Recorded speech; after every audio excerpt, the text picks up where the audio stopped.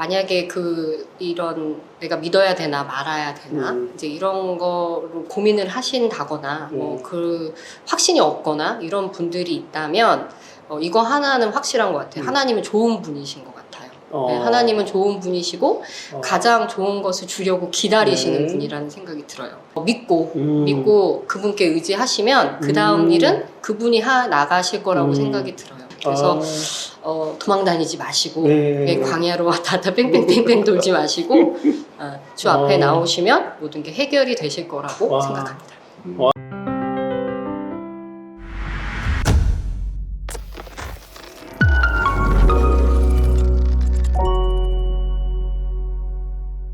자, 오늘은 어떤 거를 갖고 오셨나요? 오늘의 스펀지는 자, 읽어주십시오. 성경은 사진이 아니고 땡땡땡다.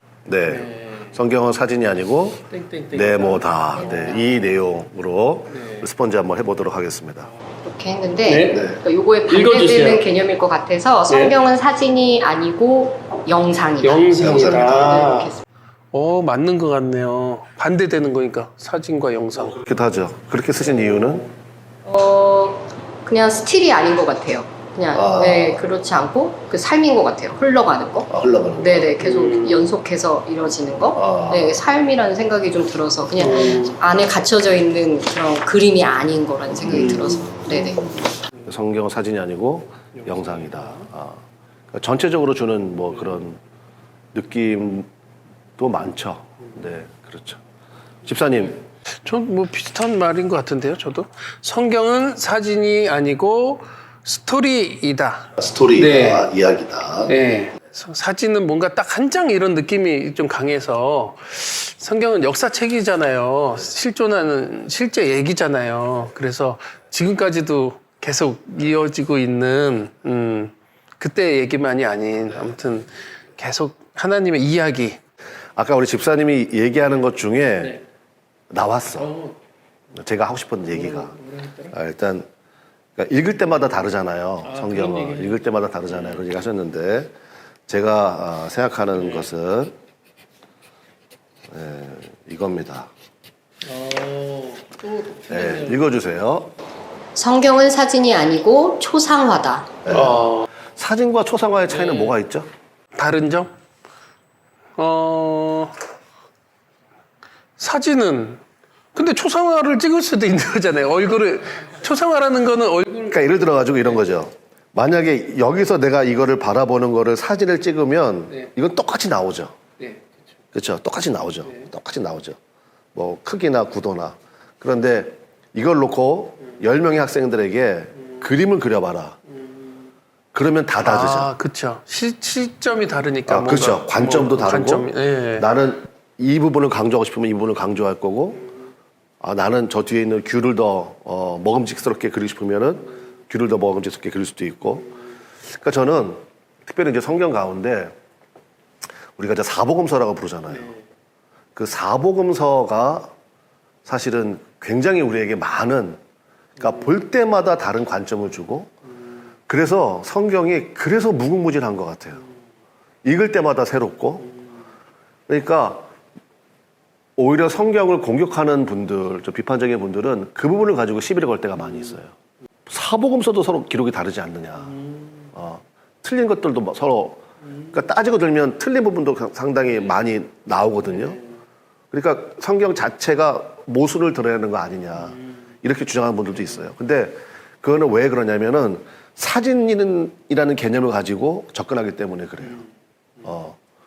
똑같은 것을 찍었는데 어떻게 다르게 나오냐. 처음부터 달랐기 때문에 다른 거 아니냐. 그러니까 그분들은 그렇게 얘기를 하는 거거든요.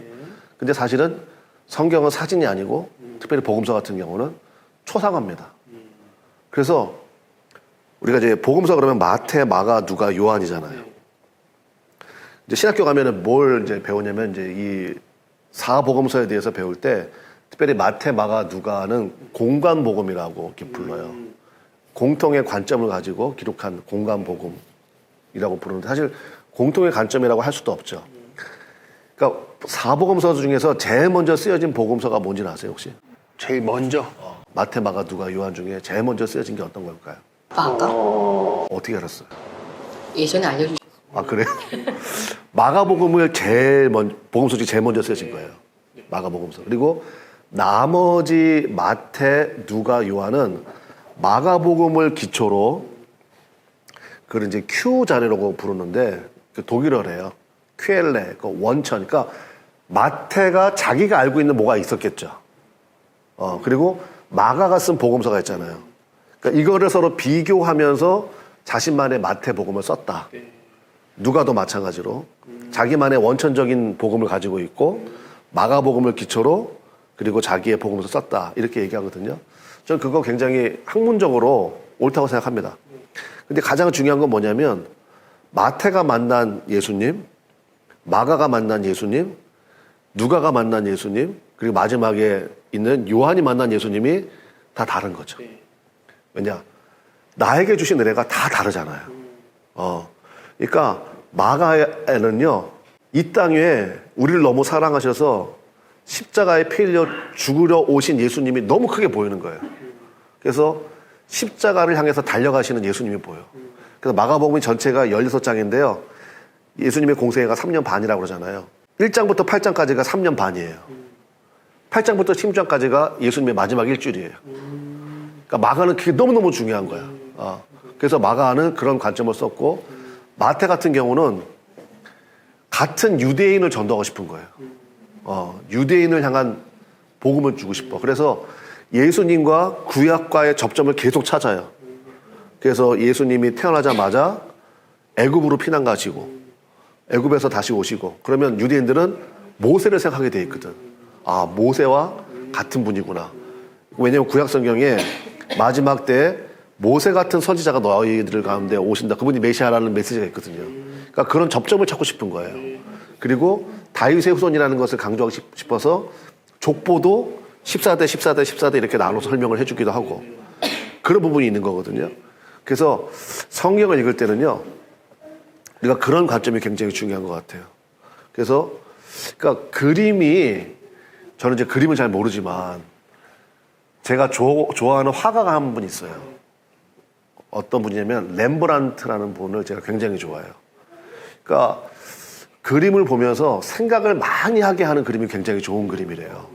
제가 그림 하나 준비했거든요. 이 그림입니다. 그러니까 탕자의 귀향이라는 책인데 헨리 나우엔이라는 제가 아까 얘기한 상처 입은 치유자라는 책도 쓰셨어요. 이분이 헨리 나우엔.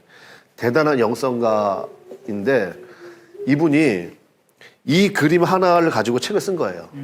탕자의 귀향. 그러니까 렘브란트가 그린 그림인데 이게 잘 안 보이지만 여기에 보면 이제 탕자가 왔죠. 탕자를 안아주고 있는 아버지. 그 다음에 이분이 누구겠어요? 탕자의 형. 형, 그렇지. 그 다음에 여기 뭐 서기관, 율법사 이런 사람이 있는데 가장 중요한 특징이 뭐냐면 손을 잘 보라는 거예요. 손. 누구의 손? 일단 형의 손은 어떻게 되어 있어요? 뭐고 있어요? 안 열려. 아, 마음을 안 열었구나. 안 열려. 절대 꽉 이렇게. 서기관도 마찬가지예요. 손이 안 열려. 그런데 탕자를 안고 있는 아버지의 손은 열려 있는데 근데 이것도 손이요. 한쪽 손은 아버지의 손이고 한쪽 손은 여인의 손이에요. 오, 네, 다르네요. 손이 달라요. 손이 달라. 그러니까 하나는 거친 아버지의 손을 그려놨고 하나는 어머니의 손을 그려놨어. 그러니까 이런 것들이 굉장히 우리에게 시사하는 바를 굉장히 많이 주는 것 같아요. 뭐 탕자 이야기 다 아시겠지만 거기에 한 손은 아버지의 손이고 한 손은 어머니의 손이고 이런 거 없잖아요. 근데 이분이 워낙에 깊은 영성을 가진 분이고 렘브란트도 아마 그런 영성이 있지 않나 싶어요. 하나님이 우리를 안아주실 때는 따뜻한 어머니의 마음도 있고 또 부정, 표현은 잘 안 하지만 은근히 지지해주고 하는 그런 아버지의 사랑이 있잖아요. 그 두 가지 사랑, 그러니까 이런 걸 다 느꼈던 것 같아요. 그러니까 이거 그림 속에 이거를 표현해 놓은 거야. 그런데 정작 형님은 손이 다쳐져서 열려지지가 않아. 저 동생을 맞아드리고 싶지가 않은 거지. 그리고 여기 있는 율법사도 손이 딱 이렇게 그냥 열려지지 않거든요. 그러니까 그런 것들 하나하나가 볼 때마다 그러니까 그런 그림 보면 아, 그렇구나. 그런 생각이 좀 많이 들잖아요.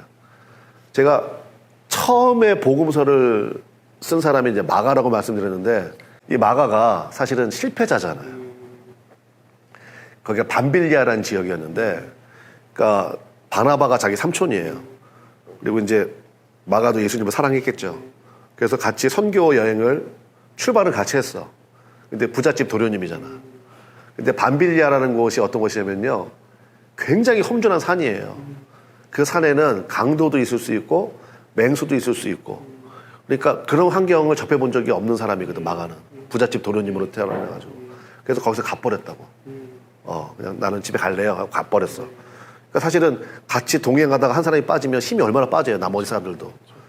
그러다가 2차 여행 갈 때 마가가 또 자원을 한 거야. 이번에는 끝까지 가겠습니다. 근데 누가 안 받아줬어요? 바울이 안 받아줬어. 또 그럴까 봐. 그러니까 바울도 내가 보기에는 조금 문제가 있어. 그죠? 그걸 좀 받아주시면 어때가지고 했고, 저런 놈은 또 저런 놈이야. 그래서 안 받아준 거야. 했고, 성경에 보면 바나바하고 심히 다퉜다는 얘기가 나와요. 이 문제 가지고. 바나바와 바울이 심히 다투어 갈라서니라. 그리고 두 분이 다시 나오는 경우 얘기는 없어, 성경에. 물론 나중에 바울이 마가를 나에게 데려오라, 그런 이제 기록은 있거든요. 나에게 유익한 자니라, 그런 게 있는데, 그 마가가 복음서를 처음으로 썼다고. 대단하지 않아요? 나는 그 마가가 이분 같아. 그러네요. 곱게 자랐죠. 아유, 그것보다도 힘들어요, 못해요, 뭐 내가 왜 이래야 돼요, 이런 과정이 많으셨잖아요. 근데 그리고 나서 그 모든 과정을 잘 견뎌내시고 이제는 저분만의 복음서가 있을 거야. 그러니까 저분을 통해서 나오는 메시지. 그게 마가복음이에요. 마가복음이고, 마태, 마가, 누가, 요한 4복음서인데 그 중에 예수님 제자는 딱 두 사람밖에 없어. 마태와 요한만 제자고요. 누가는 이방인이에요, 심지어. 헬라 사람이거든. 근데 누가가 누가복음 쓰고 또 하나 쓴 게 있죠. 그게 뭐예요? 사도행전. 전편이 누가복음이고 후편이 사도행전이에요. 했고, 그 이방인 누가를 통해서 누가복음과 사도, 여러분 생각해 보세요. 사도행전이 성경에 없다고 생각을 해봐. 그죠? 그러니까 그 어마어마한 기록이 이방인 누가를 통해서 기록이 됐다고요. 그러니까 누가는 또 직업이 의사였잖아요. 그러니까 보는 관점이 완전히 달라요, 이분은. 항상 원인을 찾아. 어떻게 해서 이런 일이 벌어지게 된 거지? 그 원인을 찾다 보니까 성령님이 보였고 성령님께서 하신 일들이 보인 거예요. 그래서 누가가 누가복음과 사도행전을 기록을 했고, 마태는 직업이 뭐였어요? 세리였잖아요. 계산이 빠른 사람이야. 그래서 정말 논리정연하게 예수님의 산상수훈부터 시작해가지고 그런 것들을 잘 기록해내놨어. 근데 누가복음에도 예수님의 산상수훈이 나오지만 굉장히 요약본으로 나와요, 거기는. 근데 마태는 그게 아니거든. 이거 굉장히 중요하다고 이게 보이는 거야. 그래서 예수님의 첫 설교가 산상수훈이잖아요. 마태복음 7장부터 9장까지 그거를 정말로 일목요연하게 마치 우리가 그 자리에 있는 것처럼 그렇게 쫙 기록을 해놨다고. 그러니까 이런 성경 말씀 볼 때마다 저는 이제 두 가지가 생각나는데, 첫 번째는 오픈 마인드. 그래. 저 사람이 보는 주님과 내가 보는 주님이 다를 수 있다. 라는 것을 인정하는 것이 굉장히 중요한 것 같아요. 특별히 우리 개신교 같은 경우는 교단 문제 가지고 굉장히 많은 갈등도 있고 하거든요. 근데 그거는 조금 다양성의 측면으로 이해를 해주면 좋겠다, 이런 생각이 들기도 하고요. 그 다음에 우리 신앙인들끼리 만났을 때도 어떤 사람은 이걸 중요하게 여기고 저 사람은 또 이걸 중요하게 여길 수 있잖아요. 그런 차이를 서로 인정해 주자.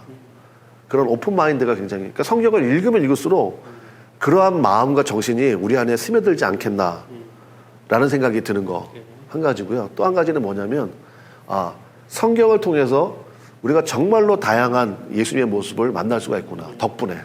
그러니까 이건 틀린 얘기가 아니라 거기에서 우리가 굉장히 많은 그러한 은혜들을, 또 삶의 해결책들을 받을 수 있겠다. 예를 들면 이런 것도 있거든요. 요한복음에 보면요, 예수님께서 성전을 정화하신 사건이 있어요.